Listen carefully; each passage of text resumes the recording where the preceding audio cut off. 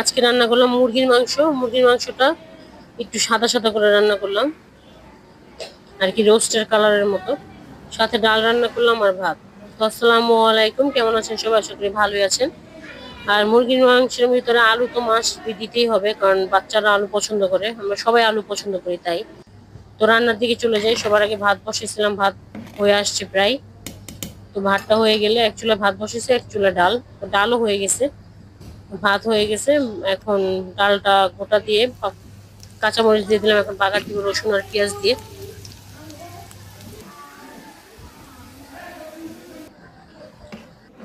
দেওয়া কমপ্লিট। এখন বলক চলে আসলে নামিয়ে ফেলবো।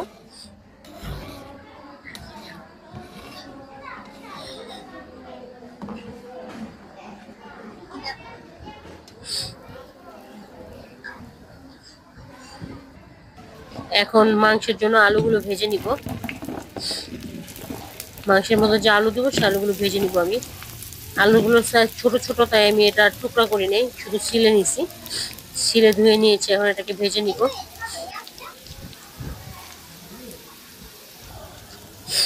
আলু ভাজা হয়ে গেছে, এখন আমি মাংসটা যে বসাবো, তো পেঁয়াজ দিলাম আর তেল দিলাম। পেঁয়াজ আমি অল্প দিয়েছি, কারণ আমি ব্লেন্ডার করা পেঁয়াজ আর কাঁচামরিচ একসাথে ব্লেন্ডার করে নিয়েছি।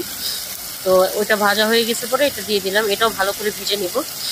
এই পেঁয়াজটা ভালো করে ভাজা হয়ে গেলে এরপর আমি আদা রসুন বাটা দিয়ে দিব।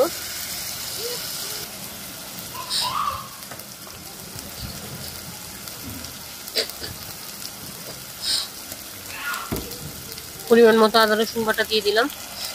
এখন একটু পানি দিয়ে দিব। এরপর আমি এখানে শুধু লবণ, কাঁচামরিচ দিয়ে দিলাম, আর আস্তা কাঁচামরিচ, ব্লেন্ডার করা কাঁচামরিচও দিছি। এটা একটু ঝাল ঝাল করে রান্না করতে বলছে আমার হাজবেন্ড। তো এটার মধ্যে লবণ দিছি, আর হচ্ছে মরিচের গুঁড়া, হলুদের গুঁড়া আমি অ্যাড করব না, আর টমেটো সস দিছি অল্প। এখন মাংসগুলো দিয়ে দিব।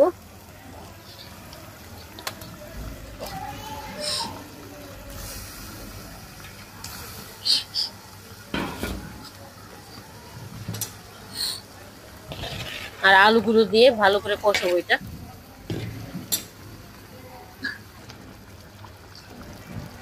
ঢেকে দিব। এখন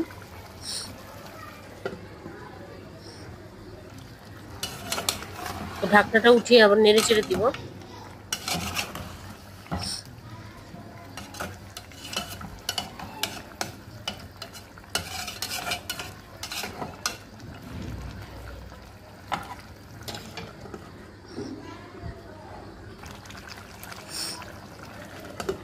আবারও ঢাকনা উঠিয়ে নেড়ে চেড়ে দিলাম, তারপর ঢেকে দিলাম।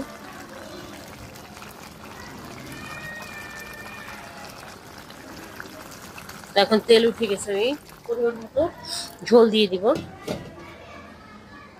দিয়ে নেড়ে চেড়ে আবারও ঢেকে দিব।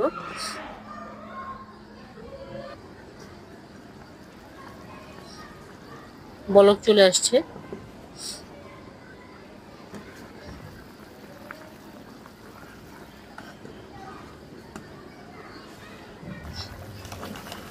একটু পর পর আমিও দেখছি, আপনাদেরকেও দেখাচ্ছি। এখন আবারও নেড়ে চেড়ে দিব।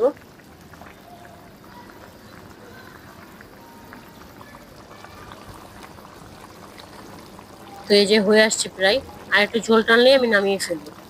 তো আজকে এই পর্যন্তই। ভালো থাকবেন সবাই। আসসালামু আলাইকুম। ভিডিওটা কেমন লাগলো অবশ্যই কমেন্টে জানাবেন। তো এই যে আমার তরকারির ফাইনাল লুক, এখন নামিয়ে নিব।